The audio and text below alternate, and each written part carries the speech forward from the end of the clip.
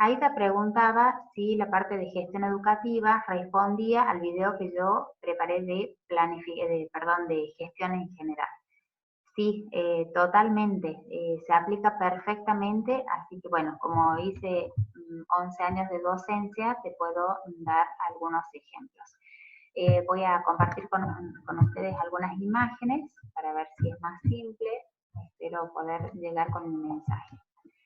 Cuando hablamos de gestión, todos gestionamos de alguna manera. Gestionamos dentro de nuestra casa, gestionamos el tiempo, gestionamos si tenemos un negocio, una verdulería, si tenemos cualquier trabajo. Siempre gestionamos, aunque no trabajemos fuera de nuestra casa. Pero en cuanto a los niveles de gestión, uno asocia normalmente lo político.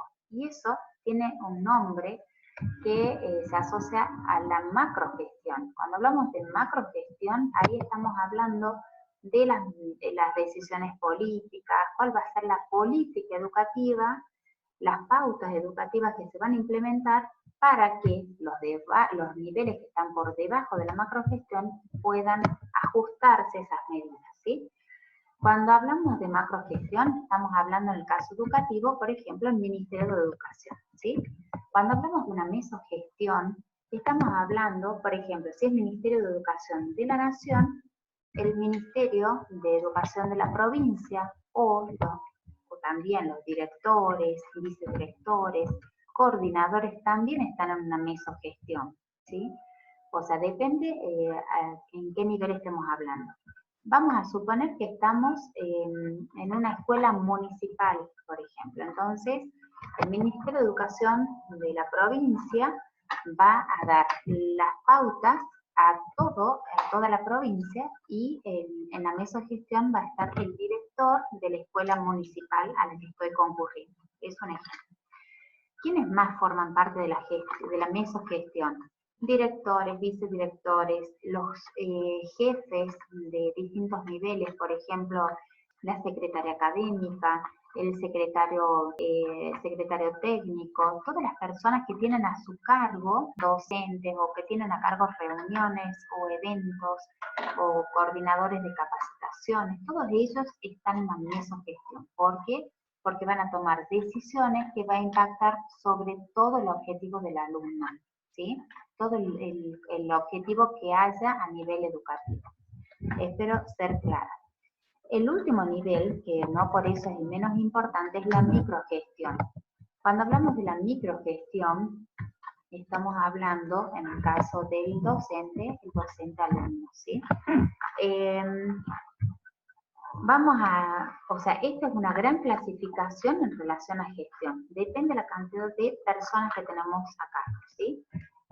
En otra clasificación de gestión, o sea, la planificación, organización, ejecución y control lo van a hacer o deberían hacerlo en todos los niveles, en la macrogestión, mesogestión y microgestión. Me voy a imaginar que Aida es una docente que tiene a cargo un grado, ¿sí? Cuando un curso, si yo tengo una materia, por ejemplo, yo siempre tengo que presentar el proyecto áulico o el proyecto educativo anual. Entonces, ahí estamos respondiendo a un tipo de planificación.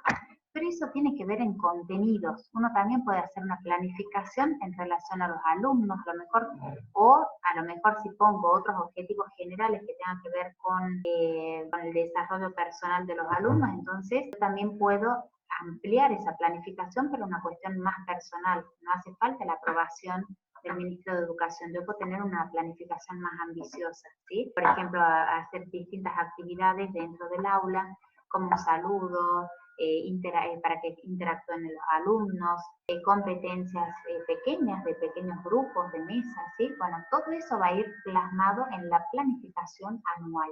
Yo puedo tener muchísimas formas de planificar o puedo planificar tal vez semanalmente o mensualmente, más allá de la planificación que tenga la planificación áulica, que debe ser aprobado por el ministerio, ¿sí? Después viene la organización. Yo ya presenté mi proyecto el proyecto áulico, Y bueno, después ver qué elementos tengo para organizar lo que yo ya he planificado, más allá que uno ya ha tenido en cuenta para la planificación previa, ¿sí? Pero siempre se van, por ejemplo, yo presento una planificación para este año, pero resulta que la mayoría de los alumnos se deben trasladar tal vez en colectivo y no llegan. Entonces, bueno, tendré que plantear otra situación. El factor de los alumnos, de las dificultades que tenga cada alumno, presentan problemáticas diferentes y uno tiene que organizar. Entonces, es analizar, a ver, qué tengo, qué aula me tocó, qué recursos tengo en esta aula. En esta aula este pizarrón no está en óptimas condiciones y tengo pocos elementos. Bueno, es pensar qué elementos voy a tener para que yo pueda lograr una buena planificación. Eh, por último, perdón, la ejecución tiene que ver en llevar a cabo todo lo que yo he planificado, o sea, el objetivo general, cómo lo voy a ir ejecutando día a día.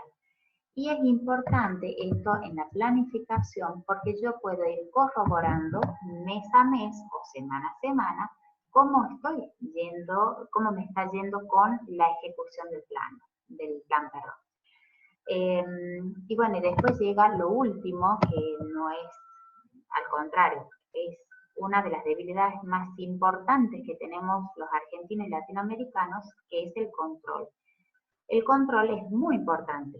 Por ejemplo, normalmente estamos desconectados muchas veces, no voy a decir que es la mayoría de las veces, pero es muy frecuente que esté por un lado la asistencia y uno se desvincule muchas veces cuando estamos en niveles de secundario o terciario o universitario. El tema de la asistencia, por ejemplo, no la controlamos muchas veces los docentes. Y eso es un dato importante. Por ejemplo, ¿en qué momento nos enteramos si un alumno ya tiene un 80% o si una falta más ya pierde? Entonces, si uno está atento a esos valores, a esos datos, nos va a permitir también tener no sé, nos puede servir como dato. O, por ejemplo, que está faltando el 30% de los alumnos a mi clase. ¿Qué es lo que está fallando? Entonces, mientras yo más pueda controlar, saber qué está pasando, pero si no tengo concreto los datos, yo no puedo actuar. Entonces, teniendo los datos como indicadores, me va a permitir generar nuevas estrategias. No sé si ha servido, Aida, algo de lo que te estoy comentando. Vamos a seguir comunicándonos y espero tu devolución. Muchas gracias.